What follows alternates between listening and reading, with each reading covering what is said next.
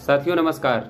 जैसा कि आप सबको पता है कि 12 तारीख को आपकी एक बहुप्रतीक्षित सुनवाई लगी हुई है, जिसकी समस्त तैयारियां हम लोगों के द्वारा पूरी कर ली गई हैं।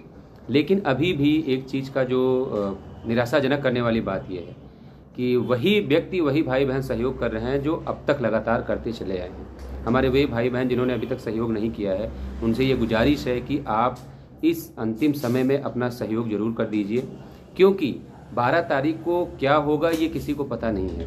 हम लोगों की जो कोशिश है कि 12 तारीख को हम लोग अपनी तरफ से कोई रिस्क नहीं लेना चाहते। हम लोगों की कोशिश ये है कि 12 तारीख को अपना सब कुछ लगा दिया जाए, जिससे कम से कम हमारे लिए कोई सकारात्मक खबर निकलकर कोर्ट से आ जाए, जिससे हमारी नियुक्ति का रास्ता साफ हो सके। देखिए, आपको एक बात समझना पड़ेगा कि आपकी नियुक्ति रोकने के लिए ऐसे लोग खड़े हैं जिनके पास पैसों की कमी नहीं है, जिनके पास संसाधनों की कमी नहीं है, और वो बेवकूफ़ बना के लोगों को अच्छा खासा पैसा इकट्ठा कर चुके हैं। साथ ही साथ 12 तारीख को ये भी नहीं पता है कि कोर्ट में जनरल वालों की तरफ से कौन आ रहा है या कौन आएगा, अभी इसकी कोई जानकारी नहीं है। और सरकार के साथ आप भरोसा करके खड़े तो होइए, लेकिन बहुत ज़्यादा भरोसा सरकार के भरोसे बैठ जाना, मुझे लगता है, जो मेरा व्यक्तिगत अनुभव है, जो मैं आप सबसे शेयर करना चाहता हूँ, कि सरकार कितनी भी आपके साथ खड़ी होती हुई दिखे, लेकिन जिसके साथ सरकार को खड़े होना है, उनकी नियुक्ति बचाने के लिए वो ज़्यादा प्रयासरत हैं, ना कि आपकी नियुक्ति हो जाने के लिए। क्या प्रयास होगा 12 तारीख को, वो देखने को वहाँ पर मिलेगा, क्योंकि पिछली बार माथुर साहब कोर्ट में बैठे हुए थे और उन्होंने मेंशन तक कराना जरूरी केस को नहीं समझा। इसलिए आप सबसे गुजारिश है कि ये मत सोचिए कि सरकार आपके लिए लड़ रही है। ठीक है, सरकार अपनी लिस्ट बचाने के लिए लड़ रही है, अच्छी बात है, लेकिन साथ ही साथ हमें भी अपने हिस्से का प्रयास वहाँ पर करना ही पड़ेगा। हमें भी पूरी तैयारी से, पूरी मुस्तैदी से वहाँ पर कोर्ट में खड़े होना पड़ेगा। हर विषम परिस्थिति के लिए खुद को तैयार रखना पड़ेगा कि ऐसा ना हो कि हम सरकार के भरोसे बैठे रहें और खामियाजा भुगतना पड़े, जैसे पिछली बार ये हुआ, कितनी लंबी डेट लग गई। इन सब परिस्थितियों से बचने के लिए आप सबसे उम्मीद है ये कि आप सभी लोग सहयोग करेंगे, और खास करके उन भाइयों ने जिन्होंने अभी तक सहयोग नहीं किया है, वो सभी सहयोग करेंगे। देखिए, 12 तारीख को क्या हो सकता है 13 तारीख को दोबारा अगर आपका केस लग जाएगा, तो आपको क्या लगता है कि हम लोग उस समय पैसों का सहयोग मांगने में लग जाएंगे कि पैसे दो, वकील नहीं है? तो इन परिस्थितियों से बचिए। आपको एक बात समझनी पड़ेगी। आप किसी को लगता होगा कि यार इतना सहयोग कर रहे हैं तो हमको करने की क्या ज़रूरत है? वो इसलिए ज़रूरत है कि आप सबको अपने अपने हिस्से का कर्म करना पड़ेगा। जैसे हम लोग अपना घर परिवार छोड़ के भाग रहे हैं, तो आपको नहीं भागना है, तो कम से कम जो आप सहयोग कर सकते हैं वो सहयोग आप करिए।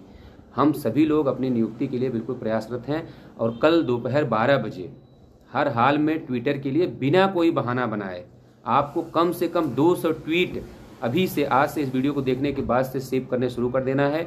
मिनिमम 200 हर भाई बहन ट्वीट सेव कर लेगा। हैशटैग पहले बताने पर नुकसान ये होता है कि लोग उसको ट्वीट कर देते हैं, तो हमारा पूरी मेहनत जो हमारे टीम की होती है वो बेकार हो जाती है। इसलिए हैशटैग आपको 5 मिनट, 6 मिनट, 10 मिनट पहले ही बताया जाएगा, लेकिन ट्वीट आप सेव कर सकते हैं। आप 6800 से जुड़े अपने मामले को लेकर संबंधित ट्वीट 200 बना के ड्राफ्ट में कर लीजिए। कल दोपहर 12 बजे से ट्विटर पर लगातार, कल हर हाल में आपको ट्विटर पर ट्रेंड कराना ही कराना है, और कोई आपके सामने विकल्प नहीं है।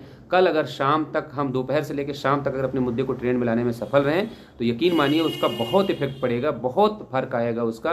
क्योंकि आज की डेट में चाहे न्यायपालिका में बैठे लोग हों, चाहे कार्यपालिका में बैठे लोग हों, चाहे विधायिका के लोग हों, सभी लोग जो है ट्विटर पर सक्रिय रहते हैं। यहाँ तक कि देश दुनिया के लोग देखते रहते हैं कि भारत में कौन सा मामला ट्रेंडिंग में चल रहा है, क्या इशू है। तो उसकी गंभीरता को आप लोग समझेंगे, और उम्मीद करता हूं कि सभी लोग कल 12 बजे 200 ट्वीट के साथ तैयारी में जुटेंगे, और 12 बजे कल जो है ट्विटर पर सिर्फ 6800 का मामला दिखाई देगा।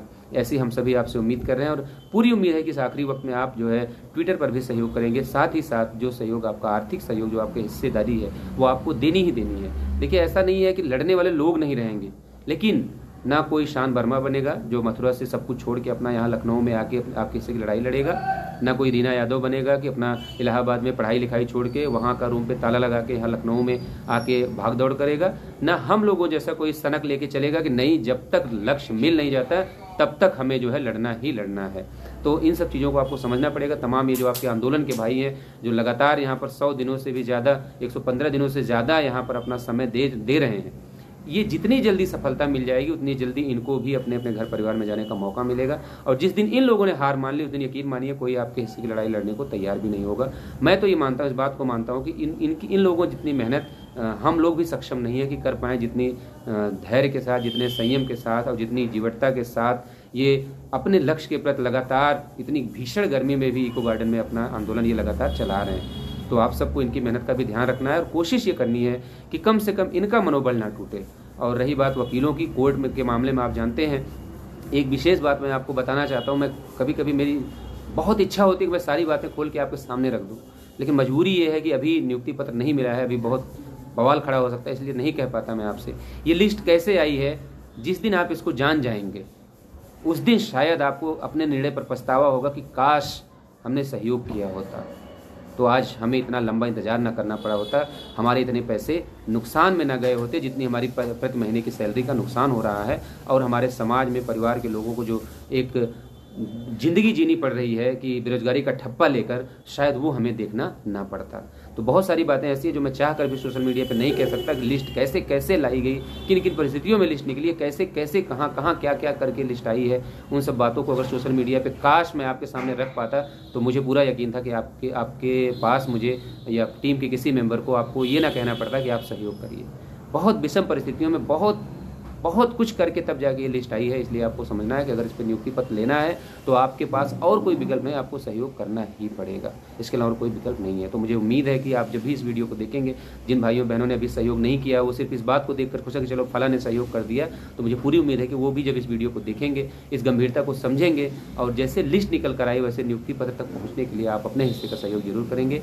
इस उम्मीद और भरोसे के साथ 12 तारीख को आपके लिए शुभ हो, न्यायालय से अच्छी खबर आए, इन सभी शुभकामनाओं के साथ मैं आप सबसे विदा लेता हूं। धन्यवाद आप सभी का, जो लोग जुड़े देखा, धन्यवाद आपका। नमस्कार, जय भीम, जय भारत, जय संविधान।